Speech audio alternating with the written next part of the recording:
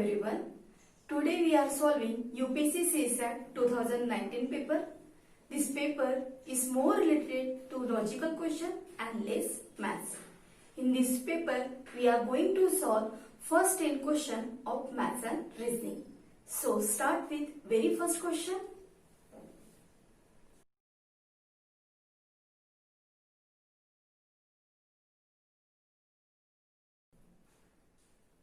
So what is given in first question? The number of times the digit 5 will appear while writing the integer from 1 to 1000. What is given in question? जब मैं 1 to 1000 पूरे numbers लिखती हूँ तो digit 5 ये जो है ये कितने बार मुझे मिलता है. सबसे पहले अपन 1 to 100 में देख रहे हैं. 1 to 100 में अगर मैं देख रही हूँ 5 वाले डिजिट, दैट्स मीन 5 का मल्टीपल जिसमें 5 हमारा अवेलेबल है.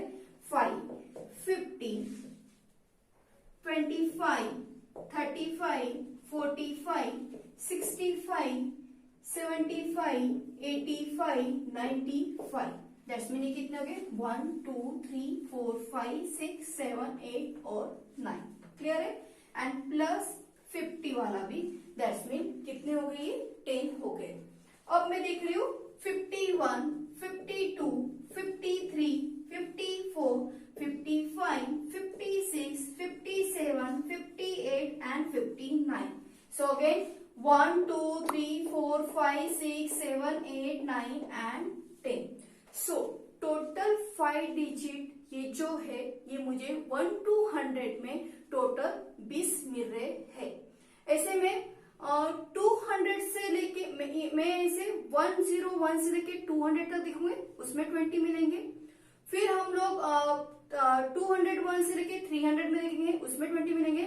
ऐसे अप टू 1000 तक मुझे अगेन 20 मिलेंगे. So total row are there 10 into 20 in each 1 to 100.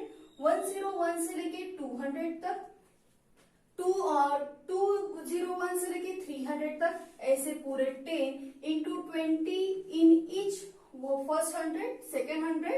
So total there are 5 digit number will appear 200. अब कौन से नंबर रहेंगे मेरे? अगर मैं 500 से लेके 599 तक देखती हूँ तो ये जो अब तक मैंने 5 डिजिट नंबर जो डिजिट 5 जो है वो हम लोग 10 प्लेस पे और क्या देख रहे हैं? 10 प्लेस पे और यूनिट प्लेस पे वाले जो है वो द डिजिट 5 देख रहे हैं. अब हम लोग क्या देख रहे हैं? 500 से लेके 590 तक, दैट्स मीन ये जो डिजिट है ये कहाँ अपीयर हो रहे हैं? At the 100 place. सो ये टोटल कितने हो जाएंगे? Definitely again 100. So total number the digit 5 will appear in from first to 1000 will be 300. Clear है question? What is given in second question? A cube is painted yellow, blue and black such that the opposite faces are of same color. The cube is cut into 36 cubes of the two different size such as 32 cubes are small and other 4 cubes are big. क्या दे रखा है question में? एक cube जो है इसको 36 small cube में हमने कट किया है, जिसमें से 32 जो है स्मॉलर साइज के क्यूब कट किए हैं और 4 जो क्यूब है वो मैंने बिगर साइज में कट किए हैं. तो पूछा क्या गया है? How many cubes have only one face is painted. So पहले तो हम लोग क्यूब को कट कर लेते 32 स्मॉलर क्यूब में एंड 4 बड़े क्यूब में. सो क्यूब में दे रखा है, हम लोग अगर इसे 3 लेयर्स में पहले कट कर रहे हैं. First we will cut into 3 layers. ऊपर का लेयर जो है वो मैं 16 में कट कर रही हूँ, नीचे का लेयर जो है वो भी 16 में कट कर रही हूँ और बीच में का जो लेयर है वो 4 बिगर क्यूब में कट कर रही हूँ. That's mean 16 plus 16 32 plus 4, that's mean total cube are there 36. So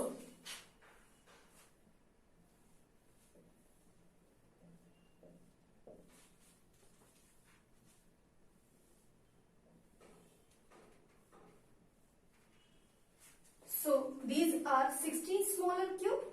same हम लोग नीचे के लेयर में कट कर रहे हैं। नीचे के लेयर में भी मुझे 16 क्यूब मिल गए हैं एंड मिडल वाले जो है वो मैंने 4 बड़े क्यूब में कट किया है। क्लियर है? सो देयर आर टोटल जो स्मॉलर क्यूब है प्लस बिगर क्यूब, ये पूरे कितने 36 क्यूब है। 16 ऊपर 16 नीचे, और अगर आप बीच में का देख रहे हो देयर आर 4 क्यूब्स। क्लियर है? सो क्वेश्चन में मुझे ये पूछा गया है कि मेरे कितने क्यूब है जो वन साइड कलर क्यूब मुझे मिलेंगे। क्लियर है? सो अगर अपन यहाँ पे देख रहे हैं, मुझे कलरिंग दे रखे, कलरिंग कौन कौन से देख रखे हैं, येलो दे रखा है, ब्लू दे रखा है एंड ब्लैक दे रखा है। साथ में ये भी इंफॉर्मेशन में दे रखा है कि none of faces of bigger cube is painted in blue colour. Clear है? सो बिगर क्यूब का मुझे फेस कहाँ मिलेगा, यहाँ पे फ्रंट एंड में, लेफ्ट राइट और पीछे के एंड पे, बैक एंड पे। क्लियर है? सो इस कोई भी फेस में, चारों फेस में कौन सा कलर नहीं आना चाहिए, ब्लू कलर नहीं आना चाहिए। दैट्स मीन ब्लू कलर जो है वो कहा जाने वाला है, ऊपर वाले फेस में, अपर फेस में एंड बॉटम वाले फेस में ही जाने वाला है। क्लियर है? सो मुझे निकालना ये है कि वन साइड कलर क्यूब कितने हैं। तो डेफिनेटली अगर मैं यहाँ पे तो कॉर्नर्स वाले क्यूब अगर आप देखते हो, ये ज्यादा विजुअलाइजेशन के लिए अच्छा है। तो यहाँ पे 3 साइड कलर क्यूब है। ये जो क्यूब है ये 2 साइड कलर क्यूब में आएंगे। क्लियर है? सेम अगर मैं मिडल लेयर की बात करूँ, ये अगेन 2 साइड कलर क्यूब में आएंगे। क्लियर है? नीचे वाला अगर लेयर देखते हैं हम लोग, तो ये 3 साइड में, डेफिनेटली 3 साइड में, और ये क्यूब 2 साइड में, अगेन ये 3 साइड में। This also include in 2 side colour cube. So कौन से क्यूब जो है मुझे वो 1 साइड कलर क्यूब मिलेंगे, तो अपर लेयर वाले के जो मिडल वाले जो क्यूब है और नीचे वाले के जो है बॉटम लेयर में जो है मिडल वाले क्यूब है, वही मेरा ऐसे क्यूब रहेंगे जिसके एक ही सरफेस पे, एक ही फेस में मैं कलर कर सकती हूँ। सो ऊपर वाले लेयर में 1 2 3 4 क्यूब आ देयर, और नीचे वाले में सेम जो ऊपर है वही नीचे चल रहा है। So same again 4 we will get. So total number of cube 8 are there, one side color cube. What is given in question number 3?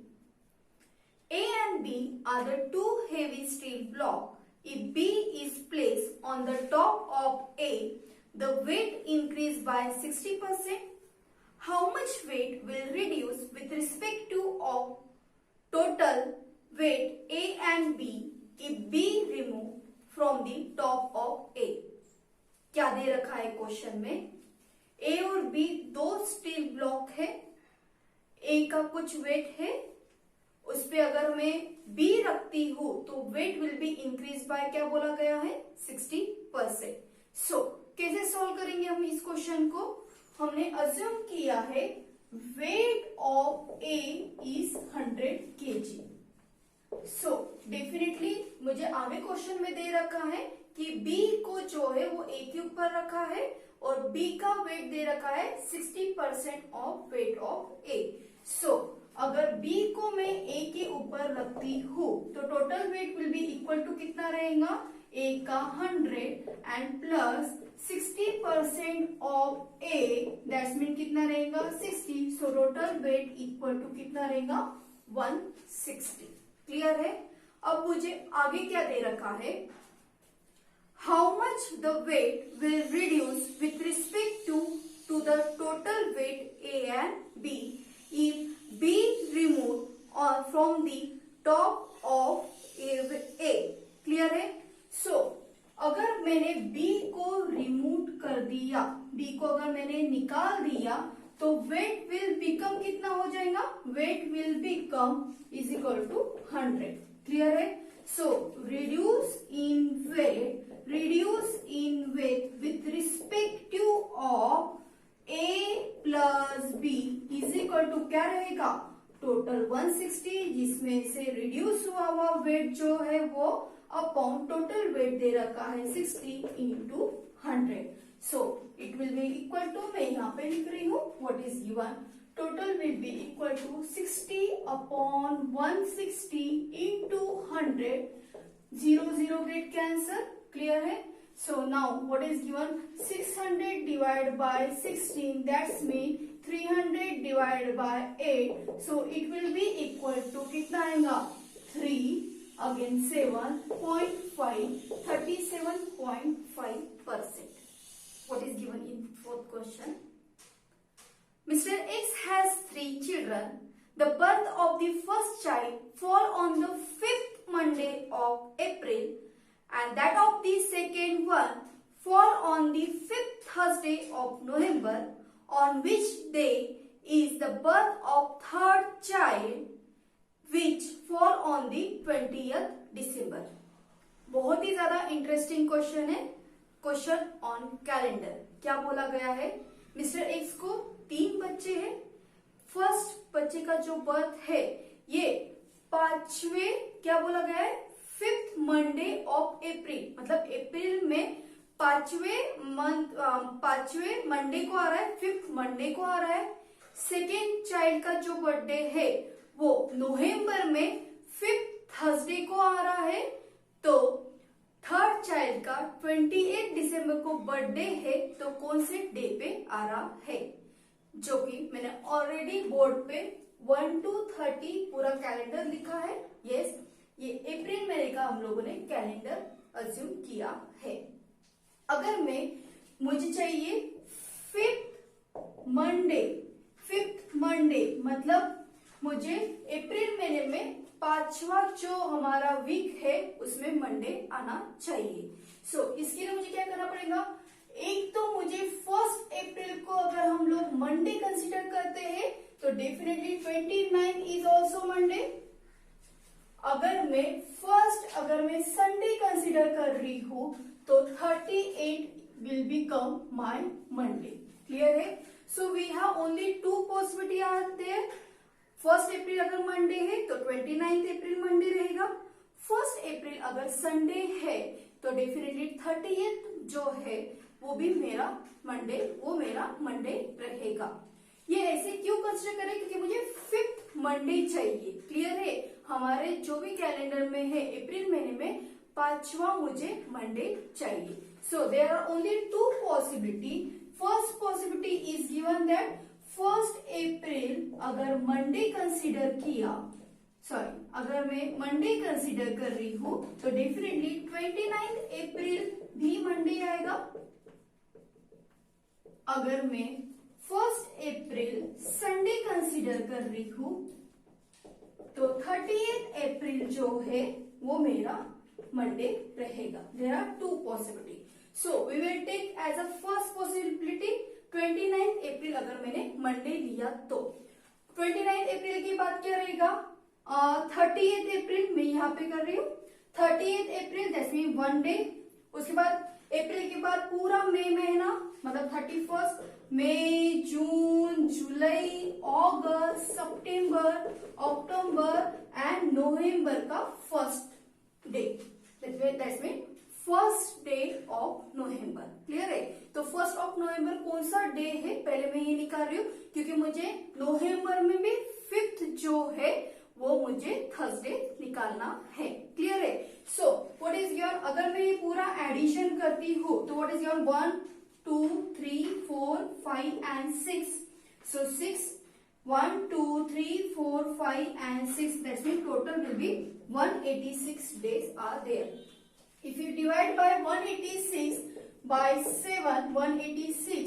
7, so we will get here what is given 46, 42. That means remainder will be 4. That means 4 days ahead from the Monday. Clear है? So Monday के 4 दिन आगे, मतलब 1st जो नवंबर है 1st November will be my after Monday के बाद 4 day. That's mean Tuesday, Wednesday, Thursday and Friday. तो 1st November will be my Friday. If we see in calendar what is your, अगर मैंने 1st नवंबर Friday लिया तो definitely 29 नवंबर पे क्या आएगा मेरा? डेफिनेटली फ्राइडे आएगा. यस. बट इस केस में क्या हो रहा है मेरा, मुझे 5th थर्सडे नहीं आएगा, बिकॉज फ्राइडे के बाद सैटरडे पे, ये 5th सैटरडे पे ही ये मेरा जो है कैलेंडर ये मेरा कंप्लीट हो जाएगा। क्लियर है?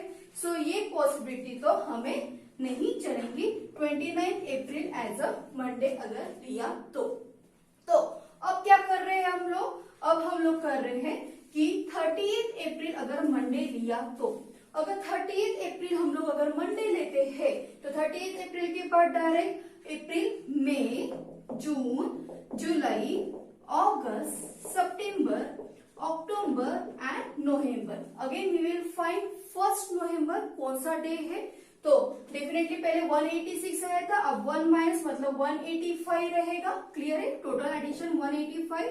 अगर मैं 185 को अगर 7 से डिवाइड करती हूँ तो definitely reminder will be 3, that's mean 3 days after Monday, that's mean कौन सा डे आएगा, 1 November will be my Thursday. Clear है?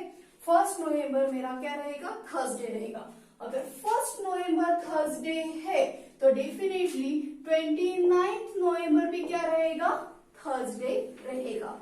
मुझे निकालना है कि 28 दिसंबर को कौन सा दिन है, तो 29 के बाद थर्सडे, ये फ्राइडे आ जाएगा, 1 2 3 4 5, मतलब ये क्या आएगा, थर्सडे के बाद Friday, Saturday, Sunday, Monday, Tuesday, Wednesday, मतलब 6 जो है आफ्टर 7 डेज सेम डे आएगा, मतलब 6 जो है वो मेरा थर्सडे रहेगा। 6 के बाद 13 जो है वो मेरा थर्सडे रहेगा। 13 बाद आफ्टर 7 दैट्स मीन 28 दिसंबर, 28 दिसंबर जो है वो अगेन मेरा क्या रहेगा, थर्सडे रहेगा। So which day on the 28 December, that's mean it is Thursday. Clear है? Next question is from syllogism topic. What is given? There are the 3 statements are given and 3 conclusion are also given. तो कौन सा conclusion right है हमें find out करना है। मुझे पहला conclusion दे रखा है no cow is cat. No cow is cat, ये जो conclusion है ये कौन से 2 statement से रहेगा। अगर मैं देख रही हूँ, मुझे काउ जो है वो 3rd स्टेटमेंट में और कैट जो है वो 2nd स्टेटमेंट में है। From 2nd and 3rd cow और कैट जो है प्रेजेंट है। क्या दे रखा है 2nd एंड 3rd में, some cat are dog, no dog is cow. क्या बोला गया है, some cat are dog, no dog is cow. We can draw like this, cow में यहां पे भी ले सकती हूँ, नो डॉग इज काउ, तो डेफिनेटली काउ जो है वो डॉग नहीं है, पर कैट हो भी सकते हैं, नहीं भी हो सकते हैं। So conclusion is given that no cow is cat, ये डेफिनेटली राइट नहीं है।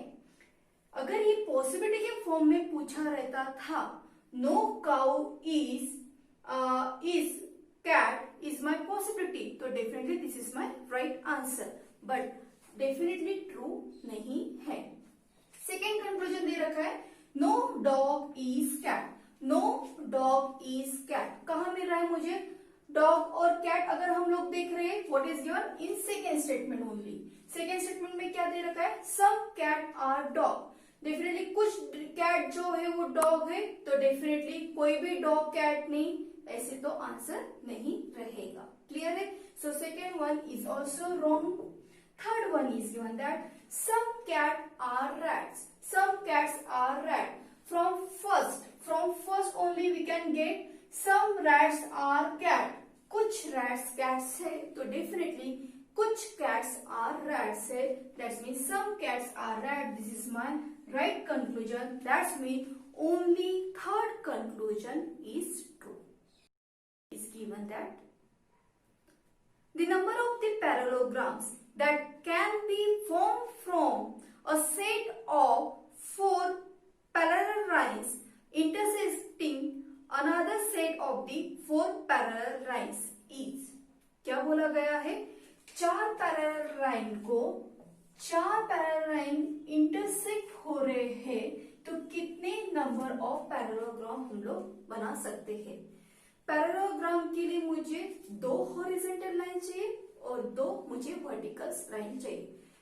हमारे पास 4 हॉरिजॉन्टल है और 4 जो है वर्टिकल लाइंस है, तो definitely directly we can solve by the permutation combination. 4 में से 2 एंड अगेन 4 में से 2, that's mean 4c2 into 4c2। कैसे सॉल्व करेंगे? 4c2 means 4 factorial divided by 4 minus 2 factorial into 2 factorial into again same thing is going on NCR. NCR, what is the formula NCR? N factorial upon n minus r factorial into r factorial. So by that formula only 4 minus 2 factorial into 2 factorial. If we solve these 4 factorial, this means 4 into 3 into 2 into 1. 4 minus 2, that means 2 factorial into 2 factorial. Same thing. 4 into 3 into 2 into 1, 2 factorial into 2 factorial. 2 factorial means 2 into 1, 2 into 1. That means it can be directly cut by 4. It is also divisible by 4. Clear है? So only 6 into 6 is remaining. That means 36 parallelogram can be drawn from this 4 parallel line and intersecting another 4 parallel line. What is given? In a school, every student is assigned a unique identification number. A student is a footballer player if and only if the identification number is divisible by 4, whereas a student is cricketer if and only if the identification number is divisible by 6. If every number from 1 to 100 is assigned to a student, then how many of them play cricket as well as football? What is given? मुझे दे रखा है कि 4 जो है, 4 से जो divisible होता है ऐसे नंबर असाइन किए फुटबॉल प्लेयर को, और 6 से डिविजिबल होने वाले नंबर जो है वो किसको इंडिकेट किए, असाइन किए है क्रिकेटर को। We need to find out कि ऐसे स्टूडेंट मुझे चाहिए जिसका ऐसा नंबर असाइन किया हो, ऐसे स्टूडेंट चाहिए जिसके जो डिविजिबल है 4 से भी और प्लस 6 से भी। Because what is given, what ask how many of them play cricket as well as football, that's mean ऐसे नंबर ऑफ स्टूडेंट मुझे चाहिए जिनको असाइन किया है 4 और एज वेल एज 6 से डिविजिबल बाय हो। क्लियर है? So 4 or 6, that means what is exactly we need to find out? LCM of 4 and 6. That means LCM of 4 and 6 means क्या आ जाएगा? 4 and 6 का LCM अब डायरेक्टली 12 भी बोल सकते हो। अगर किसी को नहीं फाइंड आउट होगा, 4 मतलब 2 into 2, 6 means 2 into 3. If we take any set, compare with another, 2 is already present, 3 is not present. That means 4 into 3, that means 12. So 12 से डिविजिबल होने वाले नंबर 1 to 100 के we need to find out. 1 to 100 में 12 के बाद 24, 36, 48, 60, 72, 84, 96। उसके बाद का जो भी नंबर रहेगा 108 is about 100। So only 8 numbers are there, that's mean answer correct is 8। Next question, when a runner was crossing 12 kilometer mark, she was informed that she had completed only 80% of race. How many kilometer was the runner supposed to run in this event? What is given in this question? मुझे दे रखा है जब उसने 80% cover up किया था तो उसने exactly कितना डिस्टेंस कवर अप किया है? 12 किलोमीटर किया है। तो टोटल डिस्टेंस कितना है ये मुझे फाइंड आउट करना है। Very easy. What is given? 100 मुझे टोटल डिस्टेंस फाइंड आउट करना है। उसने 80 ही किया है, 80% ही कवर अप किया है। 80 मतलब 12 किलोमीटर ही किया है उसने डिस्टेंस तय। तो मुझे टोटल डिस्टेंस निकालना है। तो definitely cross multiplication 100 into 12 divide by 80, that's mean 0 0 get cancel. Here 2s are 4s are 5s are. Here 3 that's mean 50 kilometre ये टोटल डिस्टेंस है जो उसे तय करना है।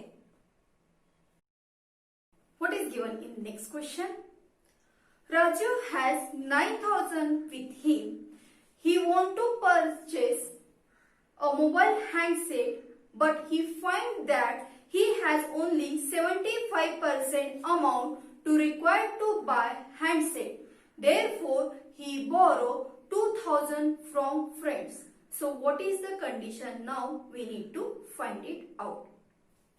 क्या दे रखा है मुझे? राजू जो है उसके पास 9,000 इतने रुपीस है। क्लियर है?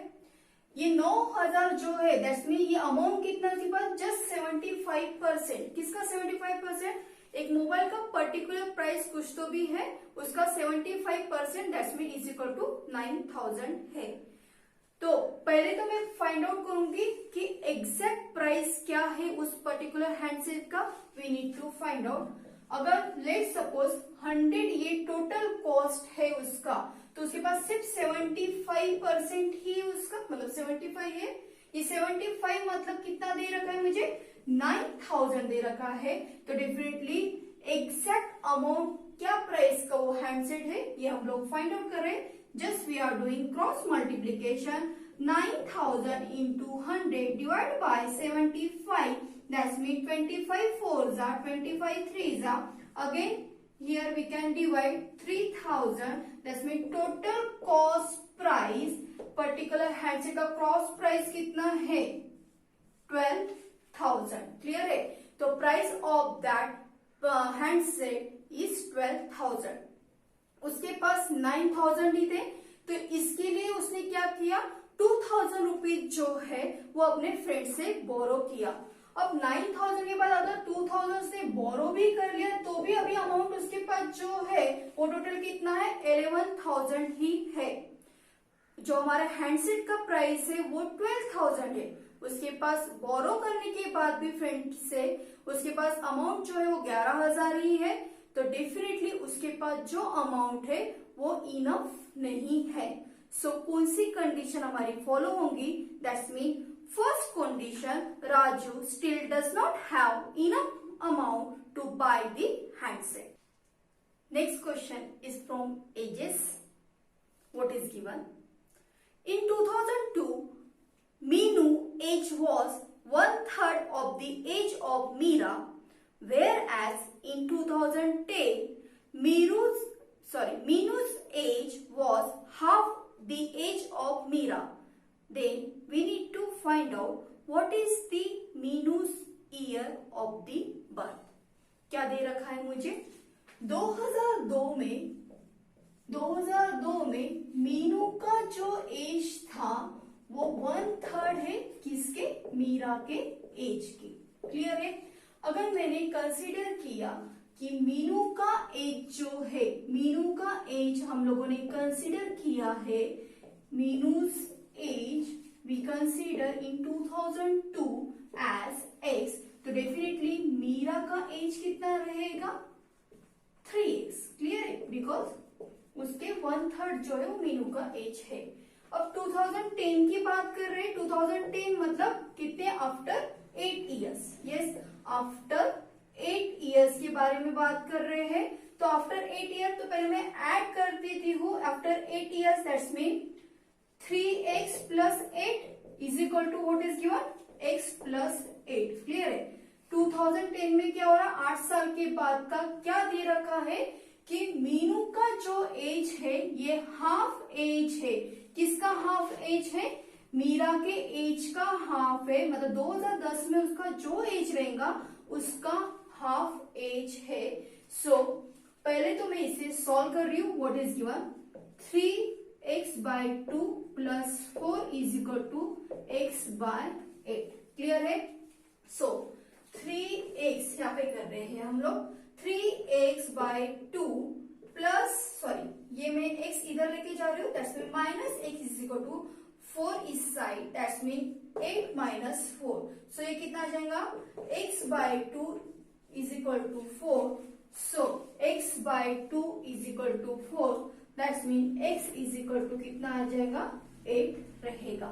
सो x is equal to 8, that's mean Meera age कितना आ जाएगा, 8 into 3 that's mean 24 years old रहेंगी मीरा। कब रहेंगी, 2008 में। और मीनू जो है वो कितने साल की रहेंगी, 8 ईयर्स ओल्ड रहेंगी। मुझे पूछा ये गया है कि मीनू का बर्थ ईयर क्या है, तो 8 साल पहले वो जन्म लेंगी, दैट्स मीन 2002 के 8 साल पहले, दैट्स मीन 1994। ये जो रहेगा ये उसका ईयर ऑफ बर्थ रहेगा।